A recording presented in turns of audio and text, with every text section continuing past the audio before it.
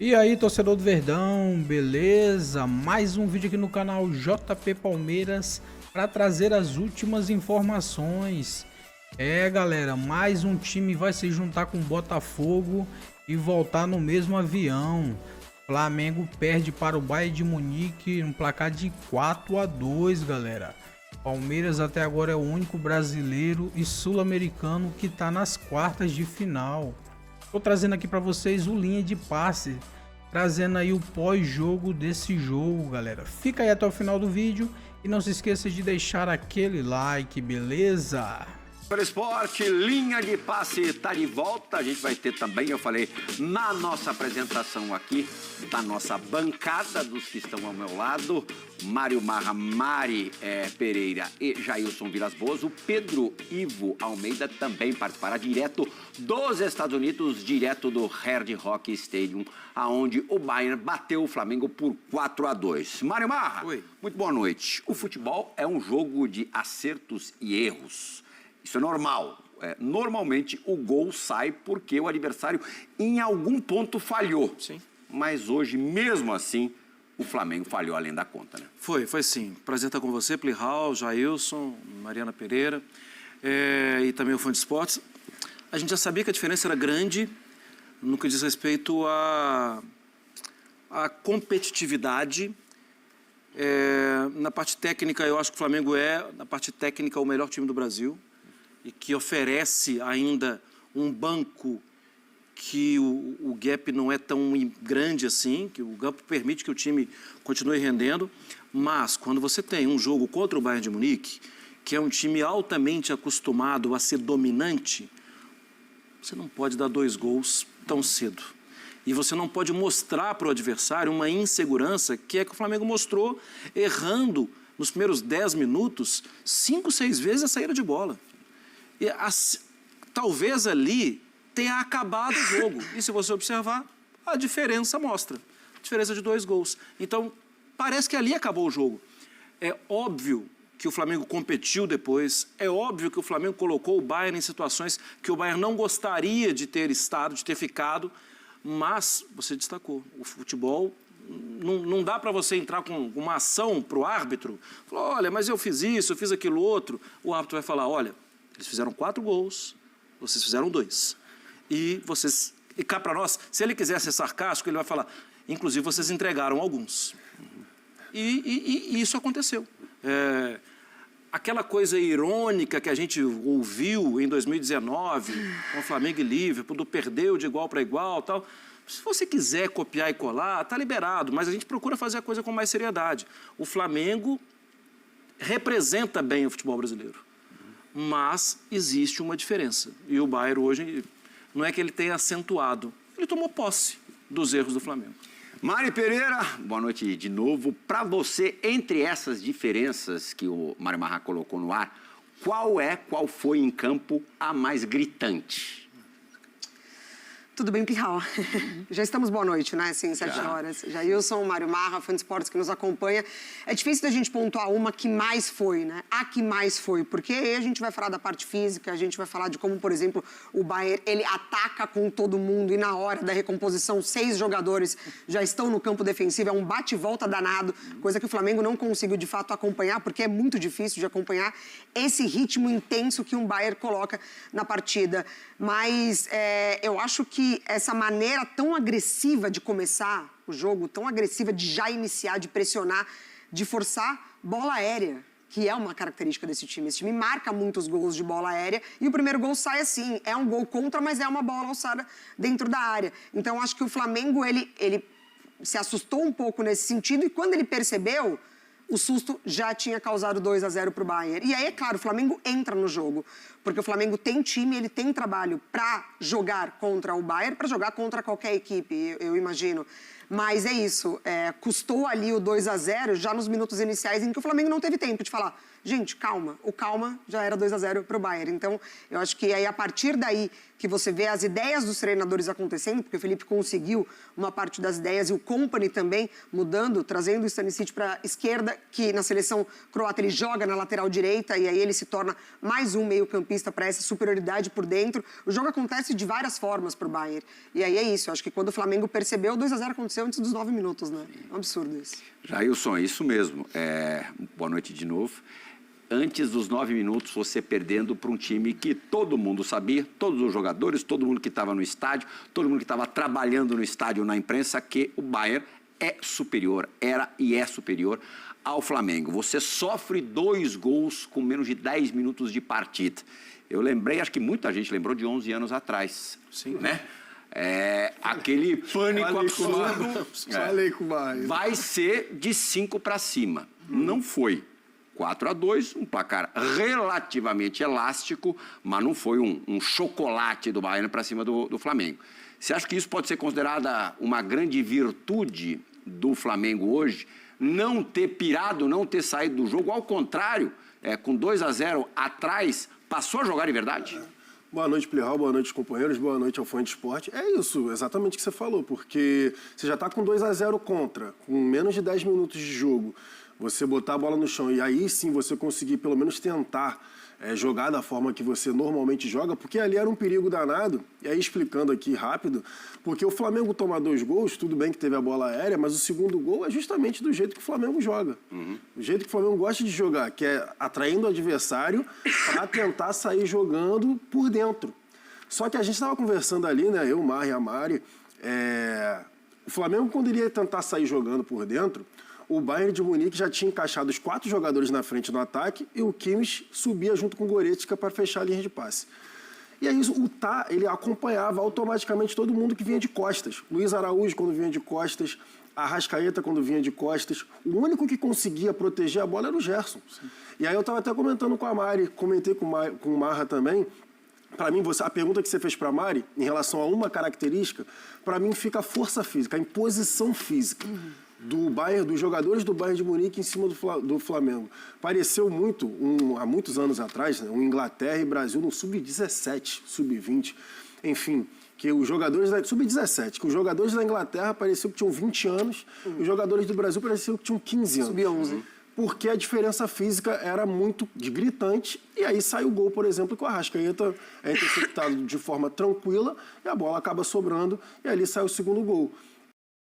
Eu acho que a questão do jogar de costas, no momento que você joga trabalhando assim, passe curto, contra um time desse, acabou prejudicando o Flamengo.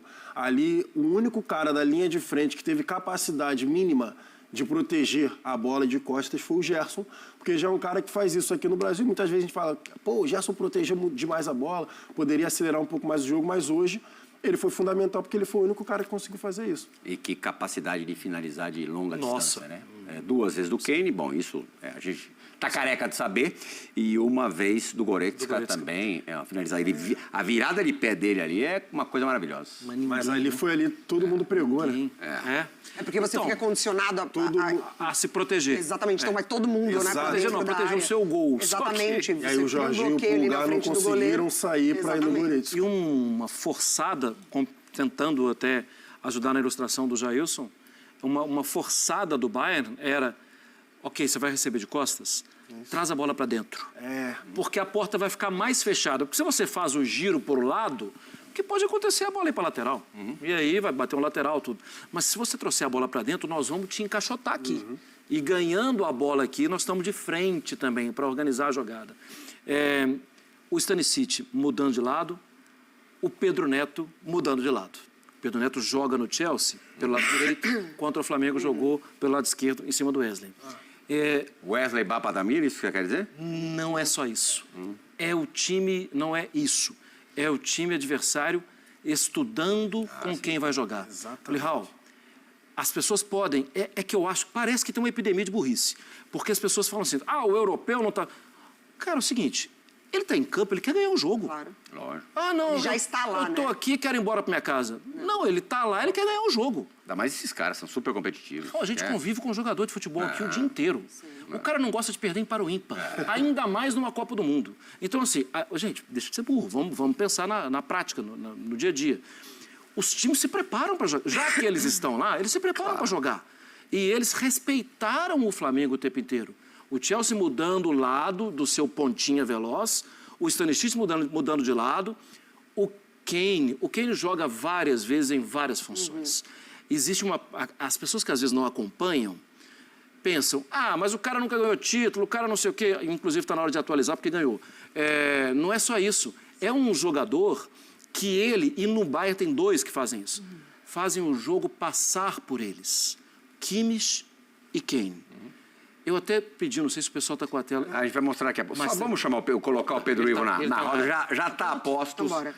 É bem legal mesmo essa observação do Mário Marra sobre o posicionamento, especialmente no primeiro tempo do Kane. Atrás, muito atrás, de jogadores do meio campo, inclusive. Ele está atrás até do Kimmich. Até do Kimmich. Pedro Ivo Almeida, direto do Red Rock Stadium, vai participar do Linha de Passe como prometido. Pedro Ivo, 4-2, diz exatamente o que foi o jogo. Eu queria que você nos passasse as suas impressões iniciais de quem viveu essa partida muito de pertinho. Boa noite.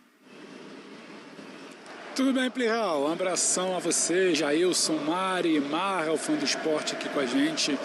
Eu acho que 4-2 poderia ser 4-3, poderia ser 5-2, poderia ser 4-1. Eu acho que é interessante ouvir esse início de papo de vocês, que não necessariamente nossos comentaristas aí na bancada se apegam só ao placar, mas se apegam sobre o que o jogo mostrou de superioridade. O que me chama a atenção aqui? Eu vou pensar um pouquinho do que vocês falaram, mas me chama muito a tranquilidade, me chama muito a atenção a tranquilidade do Bayern para jogar e a falta de tranquilidade do Flamengo para o desafio em alguns momentos. Me chama muito a atenção a superioridade física e técnica também, por que não, do Bayern em campo. Me chama a atenção também que o Flamengo, sim, não é problema nenhum dizer, não é desmerecer, não é fazer piada com igual para igual. O Flamengo tem um teto, o Bayern administra o teto dele, às vezes ele chega perto do teto, às vezes ele reduz. E também me chama um pouco de atenção aqui como foi essa coisa do 2-0. Acho que muita gente ali, 2-0 acabou, pode ser 7, pode ser 6, vai ser 7-1, vai ser uma lavada. E não foi exatamente. E mais do que isso, o Bayern teve que trabalhar. Vocês falaram agora de inversão de lado, estudar o Flamengo. O Bayern teve que trabalhar antes do jogo, o Bayern teve que trabalhar durante o jogo, o Bayern teve que esticar a corda e acelerar também no segundo tempo, do meio para o final, para o segundo tempo, porque o Flamengo causou isso ao Bayern também. O Bayern causa mais danos ao Flamengo, porque o Bayern é melhor que o Flamengo, e acho que isso todo mundo sabe. Precisava ser perto do erro zero, o Flamengo errou talvez um pouco além da conta no início, só que eu acho que não é simplesmente um erro de passe, é um erro provocado por um time que é muito intenso. É muito forte e tem uma diferença quando a primeira bola do jogo, seu lateral erra um passe para o lado, mas tem a diferença quando o adversário provoca o erro do seu lateral. Tem uma diferença quando o Arrascaeta erra algum lance porque ainda não entrou no jogo, tem a diferença quando alguém provoca o erro do Arrascaeta. Tem uma diferença quando o Luiz Araújo erra porque está desconcentrado, tem uma diferença quando alguém pressiona, são 4, 5, parece, sabe, um bando de leão em cima de um bicho um pouquinho menor. Então, assim, aquilo ali é provocado, aquilo ali ajuda a explicar porque que o Bayern é superior. Mas o Flamengo também causou os seus danos ao Bayern. O Flamengo fez o Bayern pensar, jogar, valorizar o jogo. Então, isso é muito interessante. Quando sai o gol do Gerson, o Bayern lamenta muito, dá para ver isso aqui com um olhar um pouco mais de cima da tribuna, onde eu estava ali, e se preocupa, e briga, e fica levemente tenso numa disputa ali na lateral, sabe? O Kompany vem chamar atenção. Então, assim, isso foi interessante, são muitas nuances. Acho que o jogo se apresenta como a gente esperava. Um Bayern muito superior, um Flamengo que precisava flertar com o erro zero quando o Bayern provocasse esse erro. Mas o que acontece? Finalização, qualidade de finalização, espaço que você não pode dar, frente da área, em qualquer contexto de futebol, é algo muito perigoso. Contra um Bayern de Munique, é mais perigoso ainda. Aí quando você precisa estar o tempo inteiro subindo a ladeira, remando contra a maré, fica um pouco mais difícil. Agora, digno jogo, digno dos dois lados, o Bayern por respeitar, por valorizar, o Flamengo por tentar entender que tem um teto, muito bacana. E acho que isso talvez possa explicar porque que, não sei se está dando para pegar no áudio, mas a torcida do Flamengo está fazendo uma tremenda de uma festa aqui até agora. Apito final canta muito, mais até do que durante o jogo, eu achei, segue festejando, sabe, segue comemorando, segue celebrando que foi esse Mundial para o Flamengo. Então acho que dá para tirar um pouco dessa impressão. Quem está aqui valorizou muito, não está bravo não, entendeu o que é o jogo, entendeu o que é o Bayern, entendeu o papel do Flamengo nesse Mundial de Clubes aqui, Plihal. Deu para ouvir perfeitamente a torcida do Flamengo, desde as tuas primeiras palavras, Mengo. Não para, Plihal, não para. Eu tô aqui, a coisa de, vou te falar, uns 100 metros de onde a torcida do Flamengo está localizada por ali. Apitou o final, eu já estava aqui posicionando, vou acompanhando no celular, apita o jogo, sabia que era apito, e uma gritaria, parecia um gol.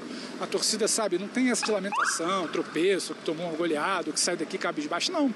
Tinha um limite, todo mundo sabe quem é o Bayern de Munique e o que é o Flamengo hoje. E tá muito bem pago esse jogo para quem gosta de futebol. Eu penso por esse lado também. E se a gente for olhar, enxergar com uma ótica um pouco mais generosa, no 3-2 para o Bayern, o Bruno Henrique teve uma chance, ele estava em posição legal, e que se ele consegue encobrir o Neuer, ele tentou dar o tapa pelo lado. Não era uma coisa fácil de se fazer. Ainda mais que empatado o jogo. A reação do Neuer foi muito rápida. Empatado o jogo, do jeito que o Red Rock Stadium estava, ia virar Maracanã.